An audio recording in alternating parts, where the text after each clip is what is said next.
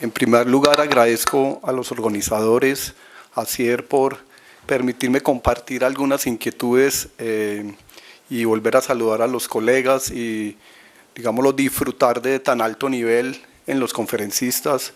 De verdad que es un gusto compartir desde diferentes ópticas, aunque puede uno tener, no estar de acuerdo en todo, pero es la forma de tanta altura y la actitud tan positiva de poder compartir desde el campo puramente académico todas las inquietudes que tenemos en los diferentes países, que muchas veces no son ajenas, son comunes. Muy curioso me parece, porque justo la última pregunta de la sesión anterior fue como el preámbulo de mi conferencia. Es decir, como si yo me lo hubiera acercado antes al doctor Aguilar y le hubiera dicho, oiga, ¿usted por qué no hace esta pregunta?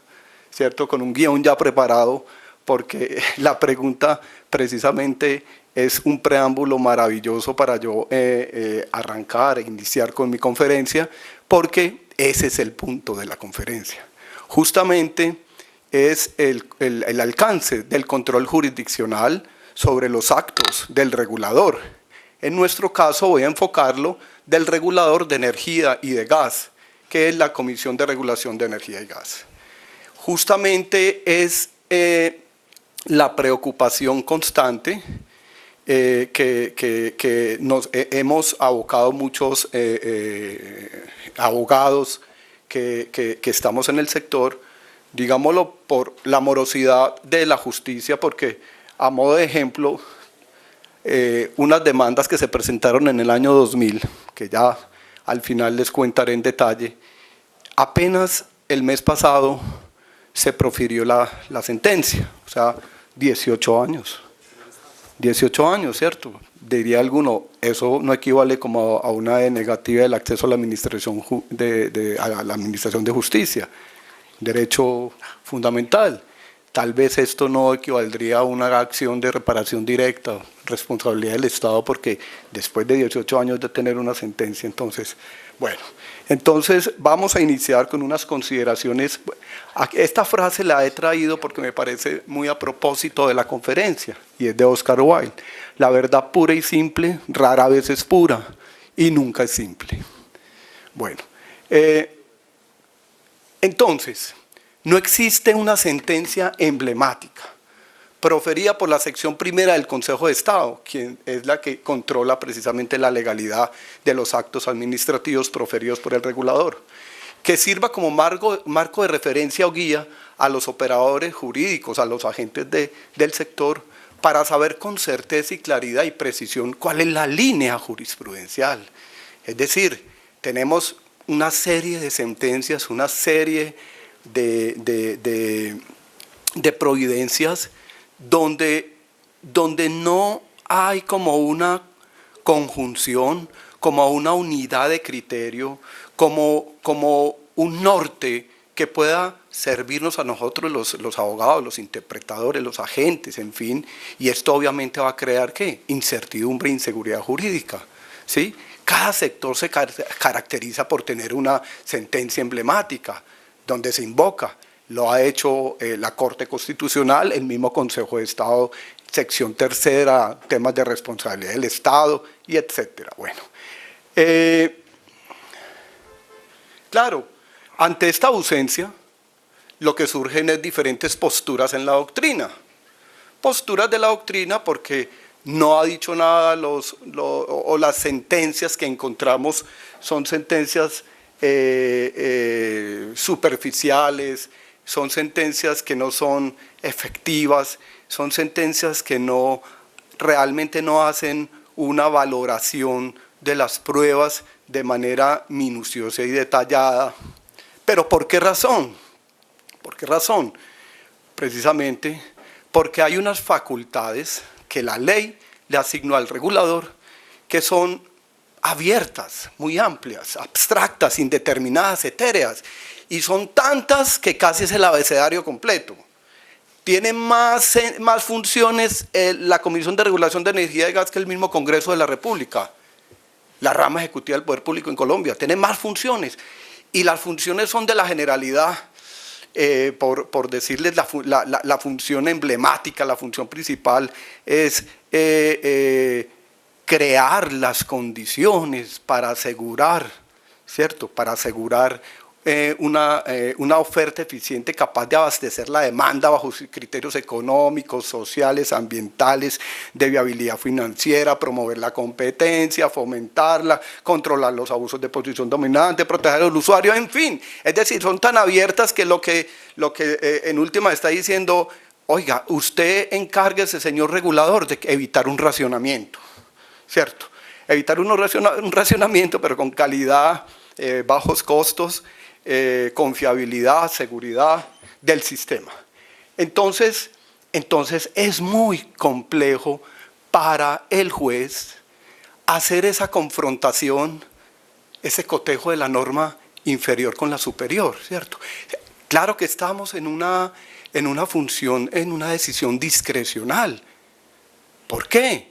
No estamos frente a una configuración minuciosa, detallada, una programación material, normativa, que casi que la función del juez, hablo de la función cuando es la decisión reglada, es una función casi que mecánica, una función de revisar y mirar que el regulador no esté precisamente violando esos límites que le establece la Constitución y la ley.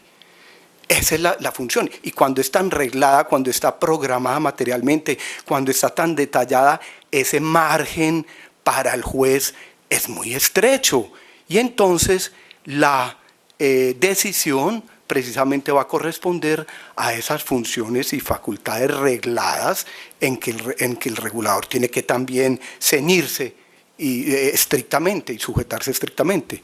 En este caso no, precisamente porque es discrecional. Y les decía yo que la intervención del profesor Aguilar se vuelve en un preámbulo porque el tema precisamente en Colombia, diferente a Costa Rica, como escuchaba yo al profesor Alejandro Batalla, lo escuchaba ayer hablando del mismo tema desde otra óptica, y en Costa Rica tienen una norma que nosotros en Colombia no la tenemos expresa en cuanto a la proporcionalidad y adecuación a los fines que autoriza la norma y proporcional a los hechos que le sirven de causa, es el artículo 44 de la ley, del Código de Procedimiento Administrativo y Contencioso Administrativo. Aquí en Costa Rica está en la Ley de Administración General, Ley General de Administración Pública, artículo 16, simplemente le dice al juez, mire, toda decisión discrecional no puede ir en contra, dice, no puede ir en contra de los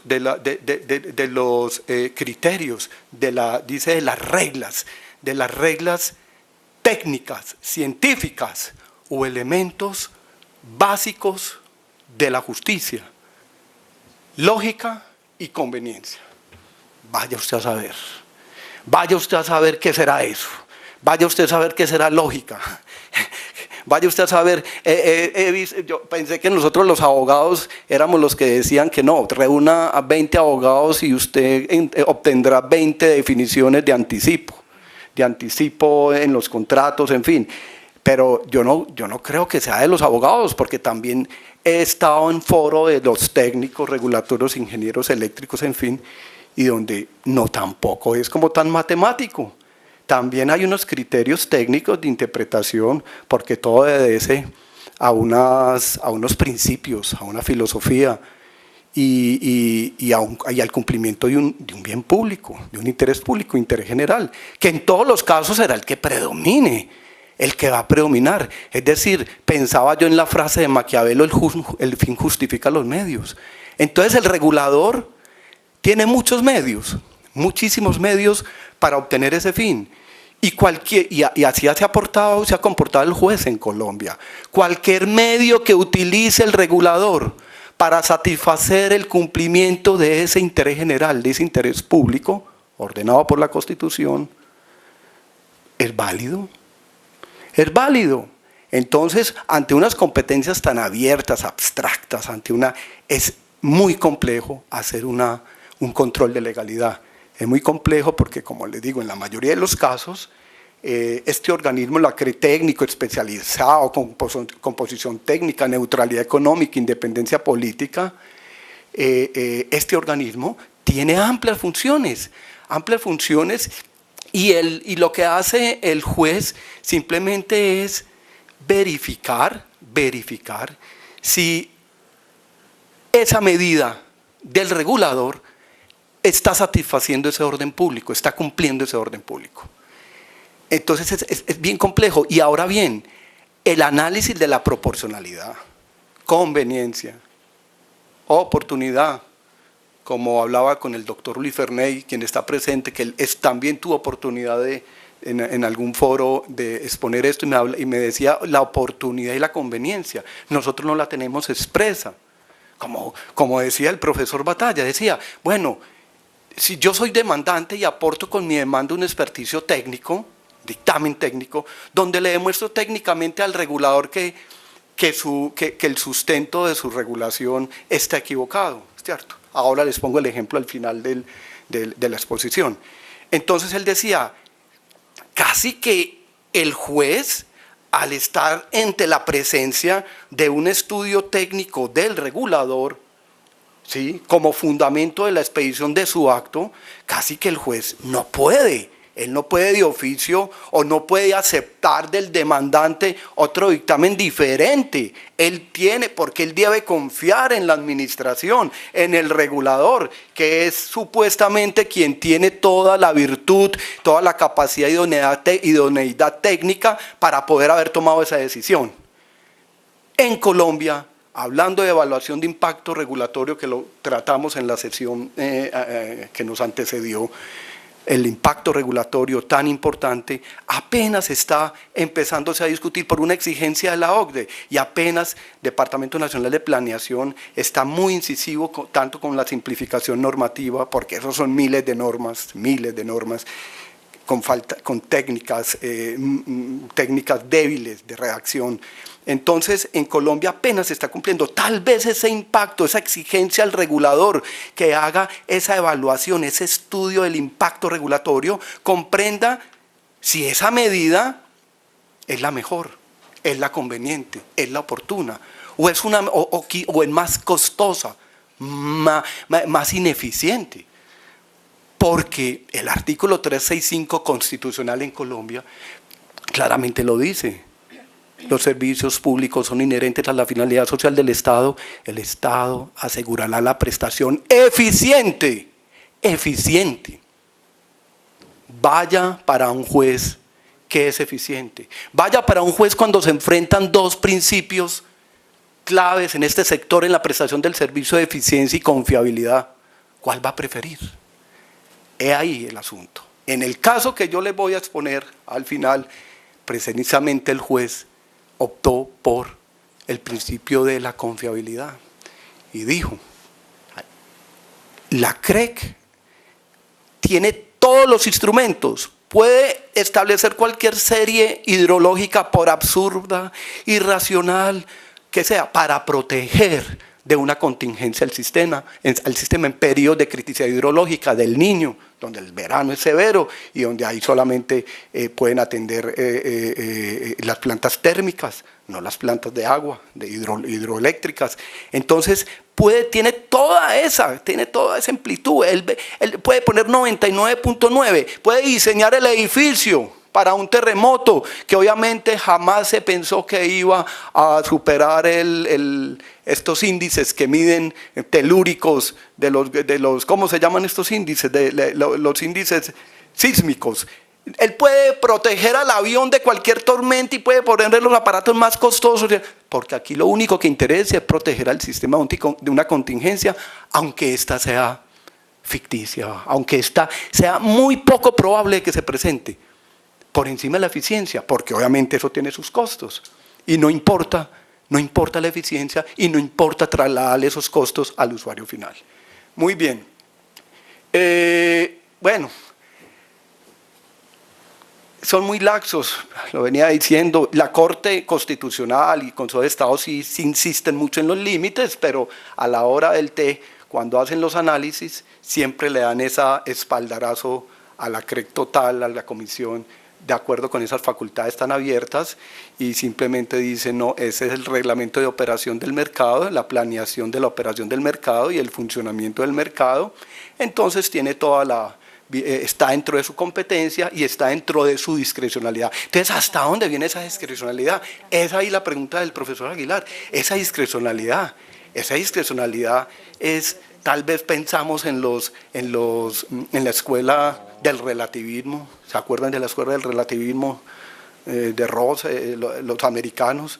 De que el juez se levantó de mal genio y ya en esa ponderación y en esa valoración de esa amplia discrecionalidad, pues dirá, es que esta factura del servicio me llegó muy cara, esas empresas generadoras, de acuerdo, es decir, no hay una técnica en poder aplicar esa proporcionalidad.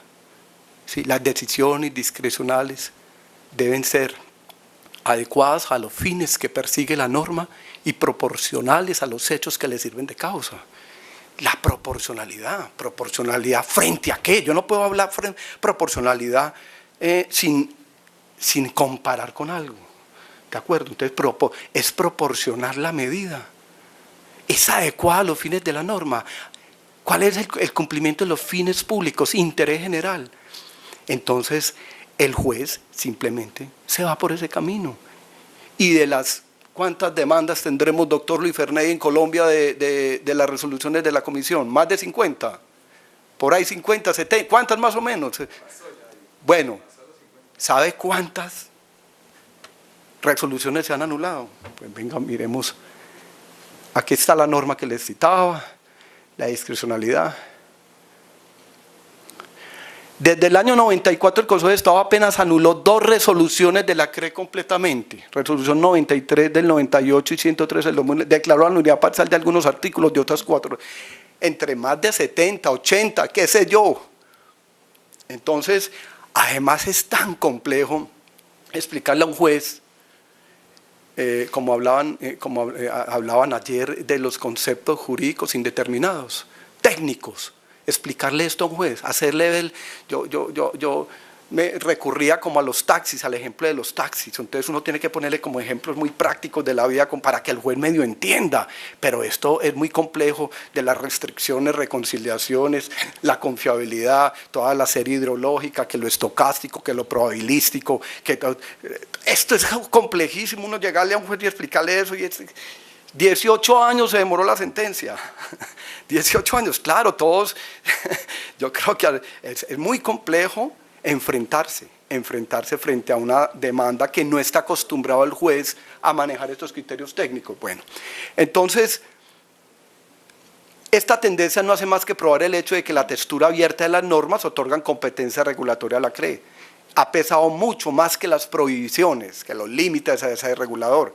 Esto por no mencionar que la presunción de legalidad se hace más difícil de desvirtuar por el lenguaje técnico que se usa en las acciones o medios de control. También hemos escuchado en las diferentes conferencias el principio, el aforismo que tenemos es un principio que todo lo que no está permitido en la función pública está expresamente prohibido. Espérate que está acá en la siguiente. Todo lo que no está expresamente permitido está prohibido. Entonces, esto en la regulación tiene sus matices, porque la jurisprudencia ha sido bastante permisiva con los reguladores y ha interpretado de manera amplia las normas que le asignan funciones. En esa medida, el juicio de legalidad, por regla general, se enfoca más en medir la proporcionalidad que ese contraste, esa confrontación, cotejo de la norma superior con la inferior. A decir, la está vulnerando, contrariando, transgrediendo. Muy bien. Muy bien, dificultades. Entonces hay una serie de dificultades implícitas de ese control, que ya las he mencionado a lo largo de la exposición. El desconocimiento de los jueces de la estructura de funcionamiento y de operatividad técnica del mercado. Hay una situación bastante particular en el sector eléctrico colombiano, que es con el operador de red. El operador de red es una filial el operador del mercado es una filial del dueño, el propietario de la red del sistema de transmisión nacional y el que lo opera y mantiene, que tiene la mayor propiedad de la red nacional de interconexión eléctrica. Y tiene una filial que es el operador de red. Y resulta que hubo un diseño regulatorio que curiosamente ese diseño regulatorio ayuda a no permitir que se haga justicia. ¿En qué sentido? Son barreras, externalidades, barreras para uno acceder a la administración de justicia. ¿Por qué? No se ha definido cuál es la naturaleza jurídica de los actos de ese operador de red. No se ha definido ni siquiera cuál es la naturaleza jurídica de los actos del Consejo Nacional de Operación, no obstante tiene recursos. Entonces hay una serie de diseños regulatorios trayendo figuras del derecho privado que como que ese vestido no le casa muy bien, al mercado, porque son ajenos al mercado. Por ejemplo, un contrato de mandato, que tengo un artículo publicado sobre el contrato de mandato en el sector. Lo que quiero decir es que no se sabe si yo debo demandar ante la jurisdicción contenciosa, ante la jurisdicción ordinaria, qué tipo de actos, si son actos privados, actos de un comerciante, o son actos realmente que toman una decisión y están definiendo, creando una situación jurídica determinada a un administrado. Entonces yo me veo muchas veces en una confusión, en una inseguridad para poder reclamar el derecho. Bueno, había inadecuación de estructuras administrativas, nuevas formas e instrumentos contractuales contemporáneos. El tiempo pasa volando. El tiempo, complejidad en la aplicación de los conceptos, de las subastas del cargo por confiabilidad, de las controversias por las convocatorias de la UME para la expansión del sistema. Bueno, habría mucho que hablar sobre cada uno de estos, si hay contrato o no hay contrato, porque ha habido una serie de, no obstante hay una invitación pública y hay ofertas, pero dicen que no hay contratos, en fin. Vamos entonces a los ejemplos, la atención, el diseño legislativo y regulatorio y el operador del mercado. Quiero ir ya como a los ejemplos para terminar. Falta de técnica del regulador, hemos hablado mucho de lagunas, de vacíos en esa redacción. Esas lagunas y vacíos son precisamente los que generan la inseguridad jurídica. Bueno, también le agradecemos a ellos el trabajo que nos dan los clientes, a nosotros los abogados. Si no hubiera vacíos y todo fuera perfecto, pues no tendríamos que estar aquí trabajando. Bueno, denegación de acceso, incertidumbre jurídica, complejidad. Y se propone precisamente la conferencia del profesor Luis, que decía ahora en esto de economía colaborativa, y decía el profesor Luis de la autorregulación regulada.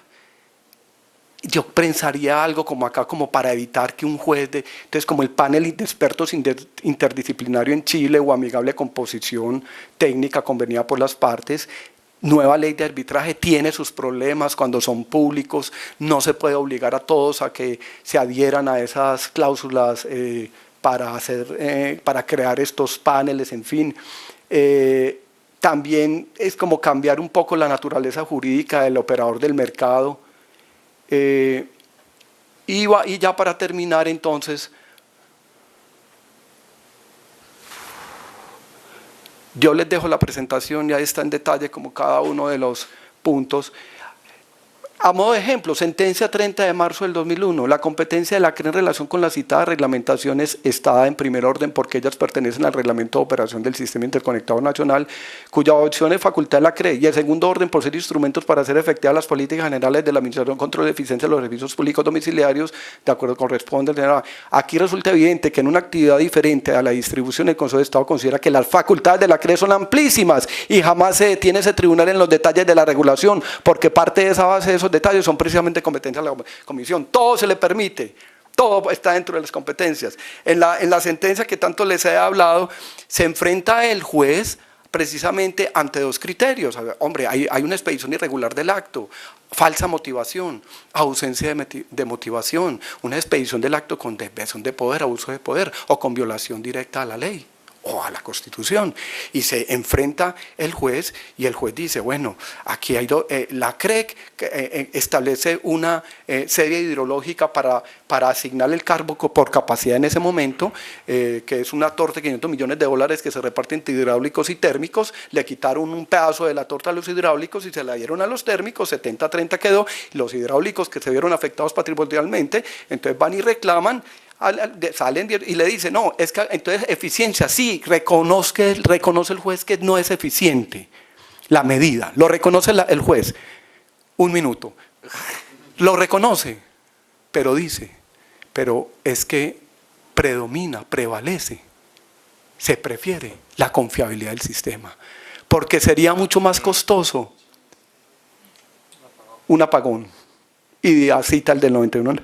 Entonces, además aquí no se está haciendo una predicción de la hidrología, simplemente se está protegiendo con esta hidrología, esta serie hidrológica, se está protegiendo el sistema de una contingencia.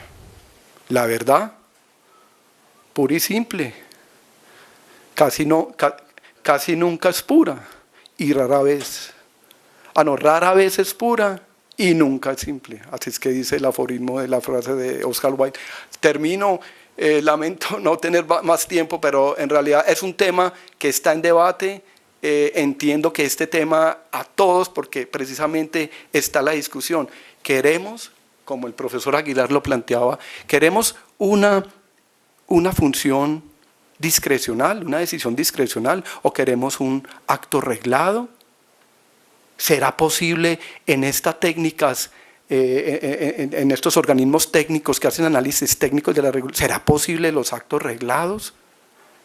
¿Sí? O cómo ponerle unos límites, o como en el test de la igualdad, se me ocurre, esa sería una buena propuesta. En Colombia la Corte Constitucional hizo un test de la igualdad dependiendo de las materias, si son fiscales, derechos fundamentales, entonces hay un test que es más leve, hay un test intermedio y hay un estricto. Entonces sería realizar un test de proporcionalidad más o menos, tomándolo del test de la igualdad, dependiendo de las materias, y poder entonces al menos poner unas cortapisas, poner unas